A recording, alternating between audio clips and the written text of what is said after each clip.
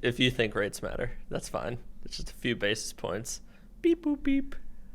Boring. It's the laziest financial media and entertainment going is rates, inflation, basis points. Nobody cares, Chris. Everyone cares about AI. The fact that you said that, it gives me even more conviction on just how much the rates matter. Are we good to go?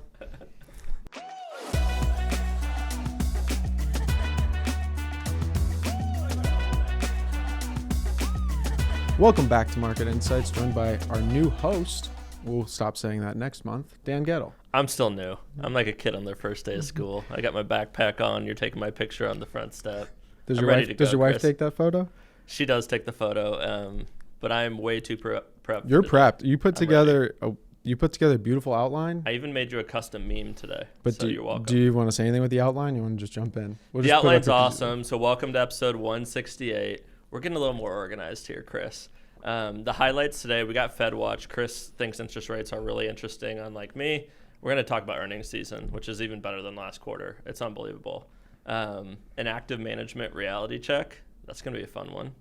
And last but not least, we got the Panikin of the month, Chris. That's my favorite one. We have a special award today. That's my favorite one. It'll be a new segment. Well, let's just start with what happened since last month. And the simple answer for people that don't check statements. My dad checks monthly, so you get it 2 weeks after what happened. He's asking about what happened in July. We're up a couple percent, but not much has happened. If you were sleeping, you pretty much the market ended right where it started. Yeah. If you're too zoomed in and too online like we are, it was a wild, entertaining market month. But for our clients, most log in maybe once a quarter, and that's probably way healthier. It's much healthier. But what happened was fun. So let's cover it. And it was a typical summer sell-off. You get something that happens, some news, or really no news. And what it looked like probably right after our call was new Chinese models come out, open source, and the market still doesn't quite understand those. They get really afraid that's bad for the whole ecosystem. People think open source means free. Yeah.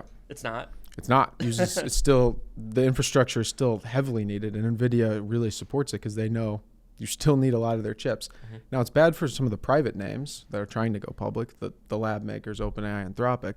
But for the public markets, it's really not a bad thing. But it kicked off a big sell-off.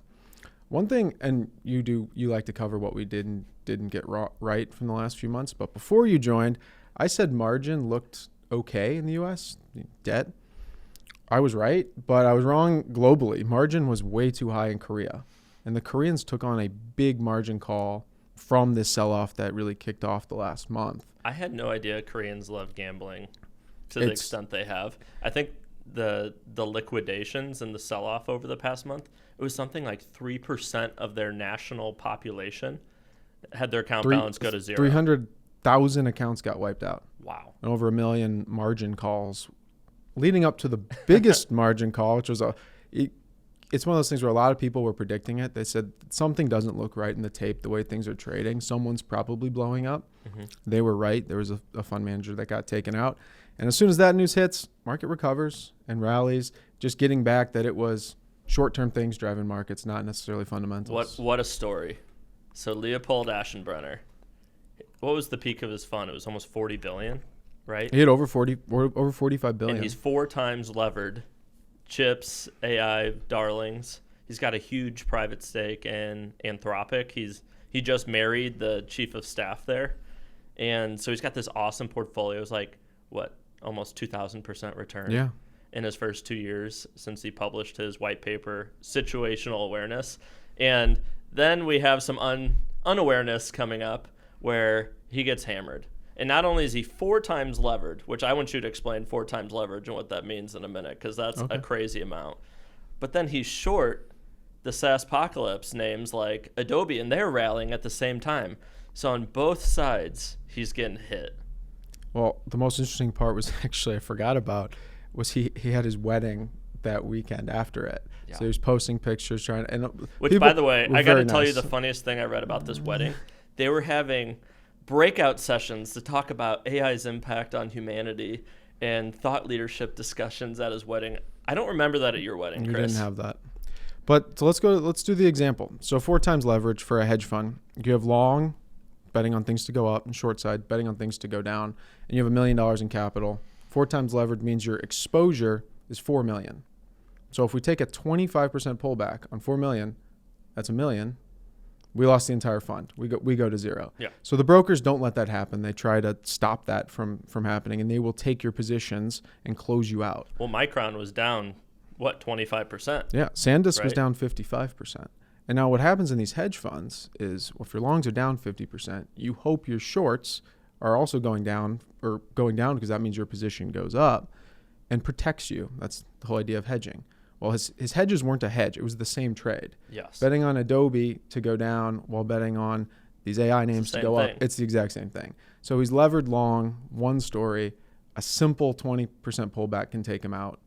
And that's what happened. And the outcome was unbelievable. So, Chris, you ranked this by the greatest losses of all time. A lot of our clients may know long-term capital management.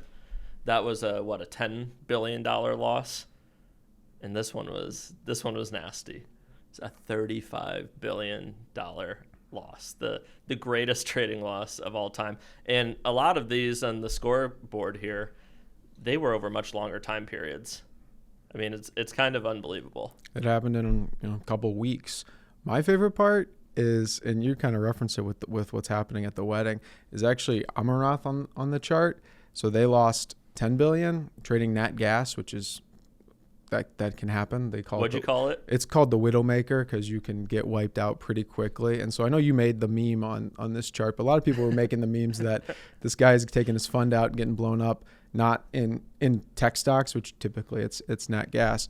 But the fun part about that story, and they put it in a lot of textbooks to teach you about risk. Mm-hmm. They had no risk management. It was a one-sided trade. Kind of sounds similar to what's happening. Mm-hmm.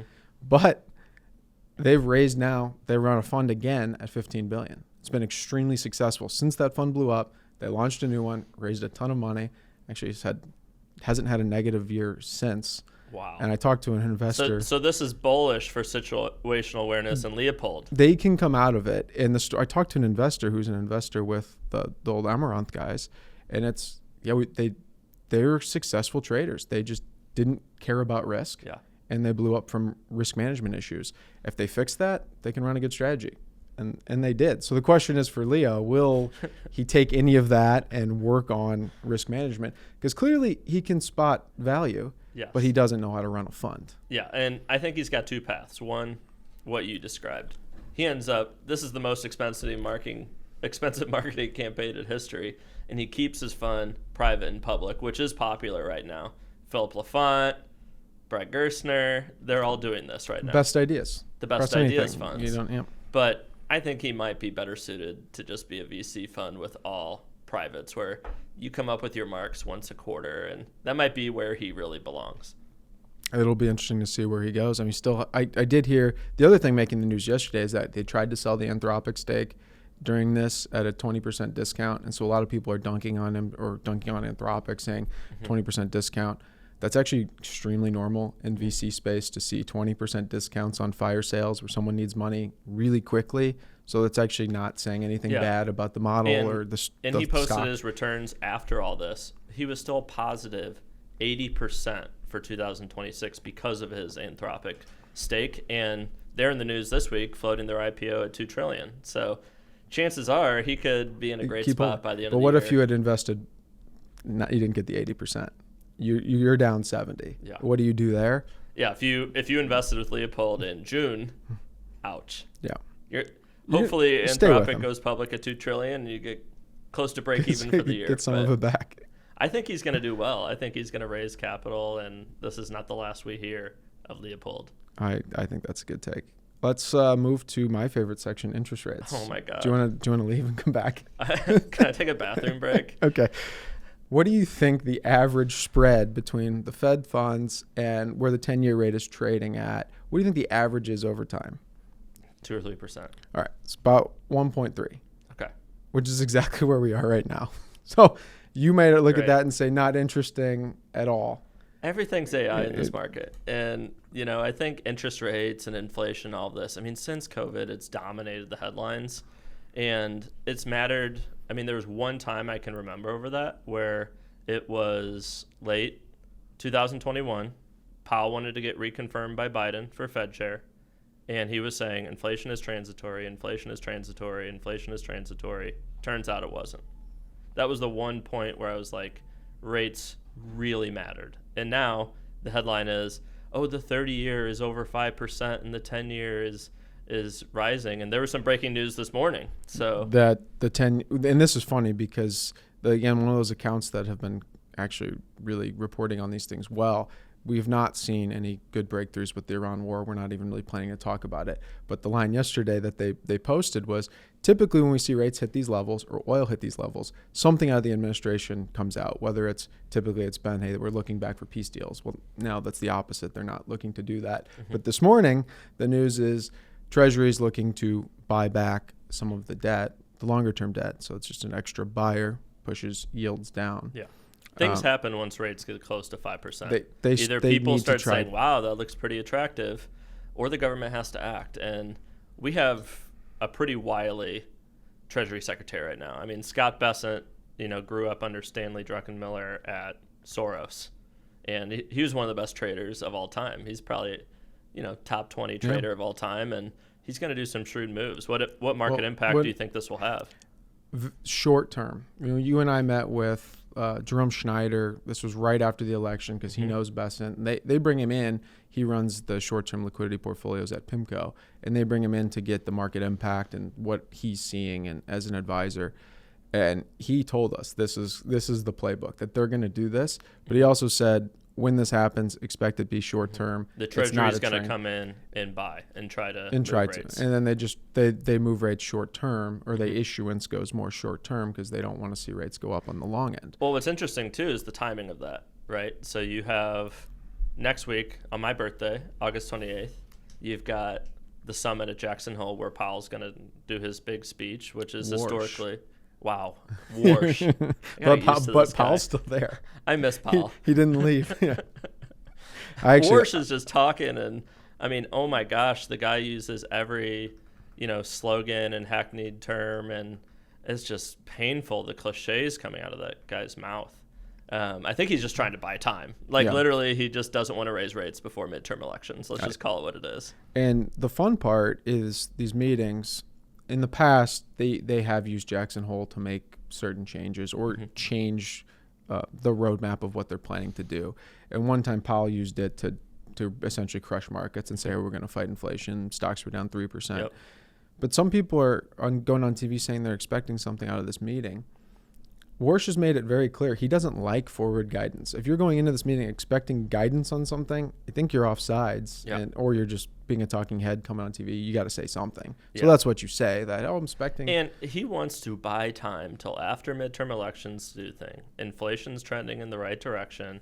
He does not want to do a rate raise right before the election and become an enemy of Trump, right? Right. And he wants his committees to have time to work to relook at how they're going to measure inflation. So that's the calendar. You have this meeting, which is not a voting meeting. Then you have September, and then you have October, right before the election. It might even be the week before, and then you have a December meeting. And so if you're going to raise 25 basis points each time, or that's what you would do, you're probably not doing it in September. Inflation readings have been good. The market was expecting a significant probability of that. Now it's not. Are you going to do something right before the election? Nope. The only reason you would do that is to say, hey, we don't care about elections. But yeah, he's not going to, Chris. Or you give yourself the end of the month. Alert. So I think they raise rates in December, the December meeting. So that's one increase for the year. And I think the long bond likes it. That's the opposite. You hear economists. I heard a really good economist on TV the other day say Fed's going to raise rates in September. I think he's completely wrong on that. And he said long rates will keep going up.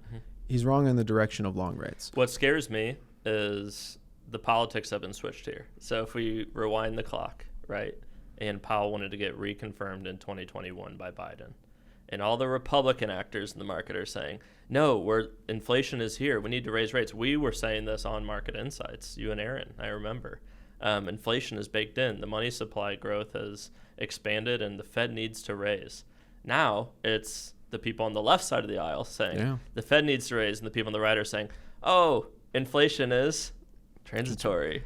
And the politics has got even worse because the Fed, they were getting closer to their target, and then the war happened. And so you can see their tone.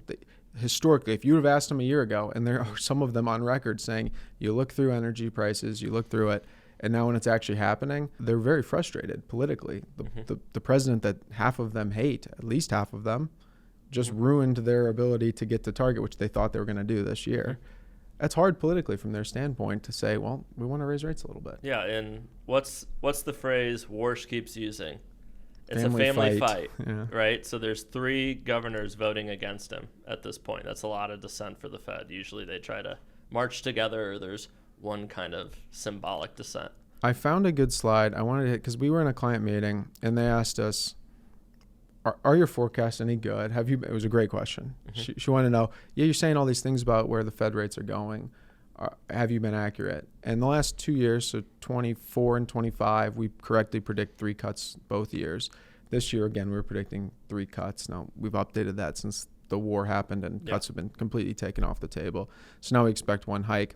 And I don't have an updated version, but I love this slide because it shows the Fed's own projections. They wouldn't call them projections, but the darkest line is the Fed funds rate that they're setting, and the squiggly lines are from that most recent meeting where they thought rates would go. So when you see that line change, the dark line changing, and it's nowhere near the trend of what they said, their own projections are really, really poor. And this is what Warsh is looking at, saying we should stop giving projections. We're bad at this. They've been awful at it. Yeah. And I wish I had a more updated version, but it shows they don't know how to project their own rates. And if we can get away from forward guidance, let markets set rates, I think they're in a better state. And now just to summarize. Let market sets rates. So does that mean just use the 2-year Treasury as the Fed funds rate, Chris? I mean, Close. I know Jeff Gundlach at Double Line is always saying, you don't need the Fed to do this. Because the 2 years trying to project where the Fed's going to be, plus with the changes in inflation. So yeah, it's a pretty good metric. So to really summarize, I think we're going to see them on hold to the end of the year. Gives them a chance to see what's going to happen with their committees, unless we see the long end rates keep going higher. If long end rates keep blowing out, we say the 10-year Treasury is up over 5%. Now, you reference buyers come in at that point. That looks attractive to us. The 10-year Treasury at 5, put a credit spread on top of that for a good, high-quality corporate issuer, and get something paying you near 6% for a good bond. That's attractive. But what you've been saying for some time is we're close to peak rates right now. I think we are. And a increase in the short-term rate, and this is something that you say, is that the markets like to test the Fed chair. I haven't liked the term, but it is, to update my own thinking, it is kind of what's going on. Yeah, the bond market's testing them. The equity market's fine. At the last conference were testing them. They were saying, well, what are you waiting for? Raise rates if you're so resolute and the family fight's happening and you're committed to price stability. What are you waiting for? That was the best question, I think, at that press conference. And the new argument that Bullard, actually, the former St. Louis, whatever they're called. Fed governor. He's not a governor. That's what I almost said. I think he was at the time. No. You're saying you said it now? So Bullard was on TV, the old Fed president of St. Louis, and he's just said, simple. He always kept things simple. He was great. Now he's back at university. Just raise rates. Just raise it, and the economy's doing great, and who cares that you don't need to? Because as I'm saying, they don't need to. Who cares if they don't?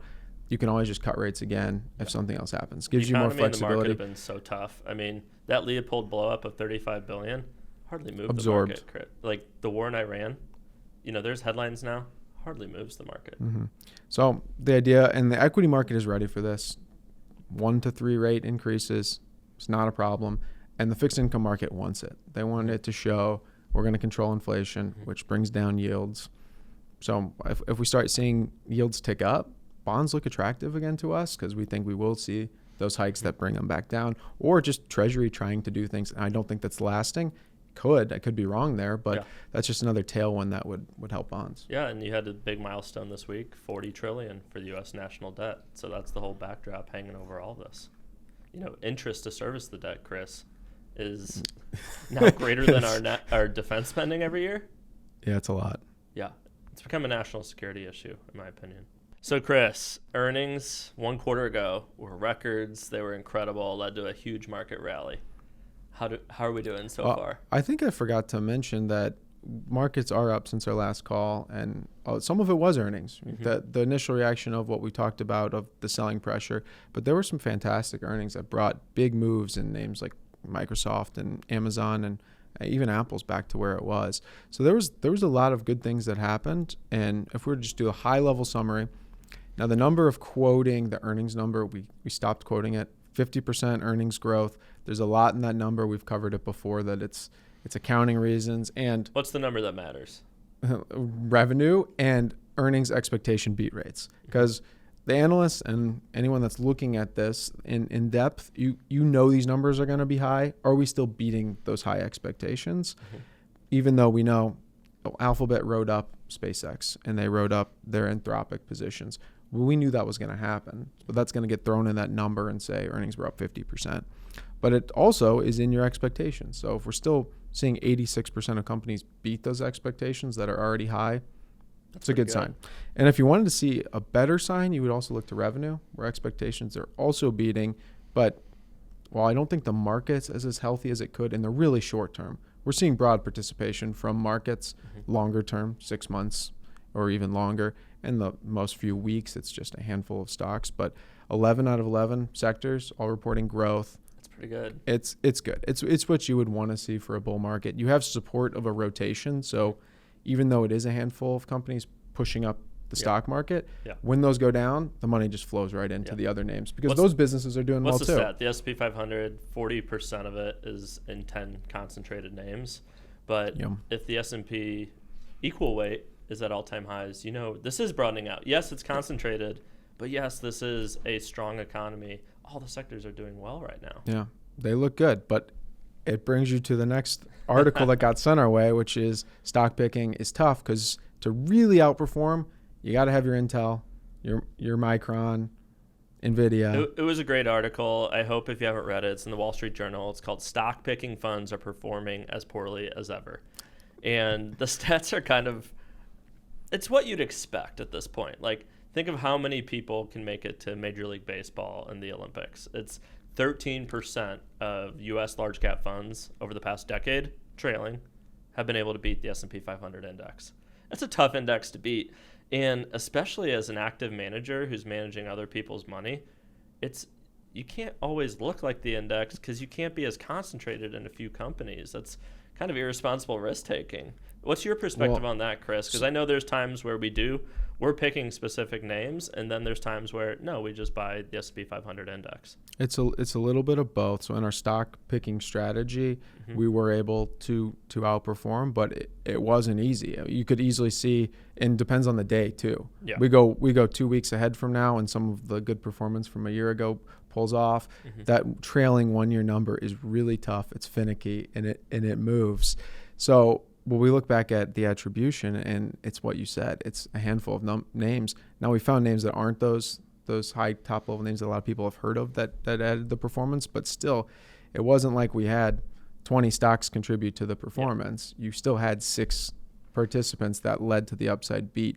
The most interesting thing to me, because you kind of referenced the baseball thing, is there are great funds. Morningstar ranks on star ratings that were historically 5-star, meaning they've been consistent. Now one of them was looking at the other day, JP Morgan large cap growth. It's been a staple in portfolios everywhere. It's trailing 1 year number 7%, and the S&P is close to 20.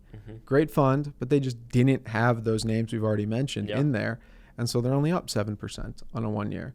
Great manager, but just the timing on that is just that difficult. It's tough. One thing you've always talked to clients about is where you should really focus your active management on and where you should lean on passive. Is U.S. large cap the space to focus on active management? Some of the space can be. There are names in the large cap growth space, but if you're going to go try to outperform in the core space, it's really hard. And almost nobody that categorizes themselves as a core manager can outperform the S&P 500. It's just too hard. You're not taking the same risks. Now, those risks haven't mattered because the rotations in the market have still supported it in pullbacks because we haven't had a real pullback that mattered. Eventually that will matter, where some of those big names do start to underperform and the average manager will have its day to say they're outperforming the index. Yeah, but the cumulative return over the 5 and 10 year will be interesting to run the scoreboard at that point in time. So that brings us to our newest segment, Panicking of the Month. So Chris, who's our Panicking of the Month? And tee this up for me. I'm hot on this one. This is your thing. You're the one that brought panic into me. I'm fired up. But I want to hear what you have to say. It's Ed Zitron. I see him on TV all the time. Yes. I don't like what he's saying, but I listen. It's extremely interesting, and I think that's why he keeps coming on TV. This guy gets under my skin. He does the whole cool guy act. He's got the British accent, so he just sounds smart. But CNBC wheels him out anytime the AI darlings are getting hammered, right? So when Leopold's probably panicking before his wedding, that's when you're going to see this guy on TV. And his story, it just drives me crazy because he's moved into black and white thinking. There's people that go like perma bull and perma bear mode. He's in perma bear mode. And he makes some great points, like things we've talked about, like the circular financing deals, the off-balance sheet commitments of, Meta's going to lease this, data center for 10 years. All of that is valid. I think the piece he's missing is the end user is still in the early innings of adopting this technology. Like you could see at our company how passionate people are about even Copilot, which isn't great, which we'll get to later. But, ChatGPT, Claude, like we're just in the early stages of adopting it. And this is a wave coming. And I think the counterpoint to Ed is always what Musk is saying about what the true demand for data centers, compute, and these models truly are, what Jensen is saying. And it's fun to, like, from our perspective, like, we're not just, in theory, we're not just talking heads, we manage families' money. Like, this is critical. This is every dollar a family's been able to save and take off the board. That's hard to do. And we look at this, we got to look at both perspectives, and we got to land somewhere in the middle where we don't miss this opportunity, but we don't go blind into a bubble. Yeah, the bear case that rings more with us would be the idea that the overbuild is coming, you're going to overbuild, and hey, the technology is still fantastic. And maybe the model providers are not going to perform because being that model, the LLM layer, the cost of that can come down significantly, highly competitive. You have Chinese models that can do 90%, people like to say 99%. I think it's less of what they can do. Now that's a real argument to me. He takes the argument of it's all just AI slop, no one uses it. The stats you gave of early adoption, he would say, well, that's just adoption. It's not early adoption. He would say it's not going to keep going. Now I think he's wrong on that. Yeah. You have to update your views as these things have changed. Most of the AI bears that are in his camp, you see what they wrote 2 years ago, talking about the hallucinations in the models or just things that are really that the models aren't doing well. Well, that's no longer true. These models are fantastic. Yeah, like in the weeds working with these models, the people that really know the impact of this is going to be incredible. I feel like the piece where Ed is missing and why he's panicking out of the month is it really reminds me of one of the Hall of Fame panicins, Paul Krugman. And he famously said in 1998 that the economic impact of the internet would only amount to as much as the fax machine. One of the worst calls of all time. And he's like, it's going to fizzle out by the end of 2005. I think Ed is this era's Paul Krugman. I'd like to go on the record stating that. Just made me think, for next month, we do need to do politics. We're getting close to the midterms. I don't know if that's a good thing or not. And another honorable mention for Panic of the Month for you next month would be the one that's circulating now on Scott Galloway, which I think was actually in your Panikin blog. The Macy's Amazon. Scott Galloway was the runner-up, and he's making a compelling case to be the Panikin of the Month for September. Well, he wrote a piece that's making the rounds over a decade ago, maybe somewhere around then, that Macy's was going to beat Amazon. Didn't age well. Well, he's going to be a strong contender, but there's plenty of them. As you head into midterm election, people's investment takes start to get warped by their politics to an insane degree. So it's going to be a competitive field next month, Chris. Stay tuned. I like the political setup. Not to spoil next month. We have a lot of time, but how things can change. The market is just, they will love checks on Trump. And so if there's a blue wave, which it's like 50-50 at this point, we'll pull the full numbers next month, the market's going to like that. The market will like that. Just overall fatigue with headline to headline. If that can get reduced. But I think the Democrats are they're leaning so far towards socialism. If they just would have moved to the middle, I think you would have had that blue wave. All the headlines are the crazy communists and socialists are taking over that party. And the Republicans right now are like thrilled that that's the case. That's really, despite the war in Iran and higher energy prices and all the headwinds Republicans have, that would be a gift to Republicans. But I would caution them because the Democrats said the same thing about Trump and MAGA before he took over. I'm sorry. So we're going to have fun next month. I'm sorry for bringing up politics and getting there. Let's get back to actually a presentation you and I gave, which was really fun. We did a private equity event where first we talked about what we think is one of the best, cleanest private equity managers. As Brian said, they're boring. And he said, don't do it again. But it was a great event. The second was we got to talk about a really exciting AI strategy with a lot of investors, and we asked for tons of feedback. We did a whiteboard session, and it kept coming back to the constant issue everyone had was the circular financing deals. Yep. People are really nervous about it, and the big headline was Jensen, the CEO of NVIDIA, comes out with his capital partners. He's rolling out DJ Diesel, the CEO of Goldman Sachs. Who else did he have? I mean, it was a who's who of private equity and Wall Street banks. The Apollos, BlackRock was there. Well, I think he called in. But this is also another concerning thing on the private side is all of this stuff is showing up inside of infrastructure funds, which infrastructure funds are supposed to be really boring, good old school, bridges, toll roads, that kind of thing. And you're seeing it now. It's more data center, which is a little bit concerning. Well, I think the risk here, I mean, Ed Zitron is going to pounce on this if he hasn't He would already. love it. I'm sure he did. He loves this because it's not only the fears of dark fiber and dark data centers and, AI bubble like the dot-com bubble. This is going to mix in the fears of the great financial crisis. We're going to entangle our financial system in this AI build-out. Yeah. That is totally, Ed's going to be on CNBC. He's going to be saying, the next crisis is going to be like you combine those two bear markets together. You're going to hear that. So what I would have liked to see, I know it's kind of silly. Why does NVIDIA have to be a part of it? Why can't it just be, hey, these guys are coming together saying, our investors want us to help fund this stuff.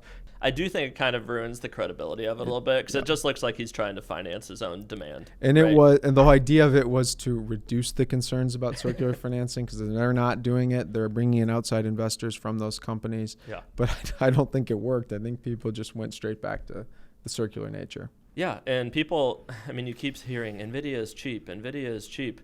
Well, this is why it's cheap because people are saying, oh my gosh, they have to do deals like this to keep their demand going. But I would say this is the infrastructure of our time.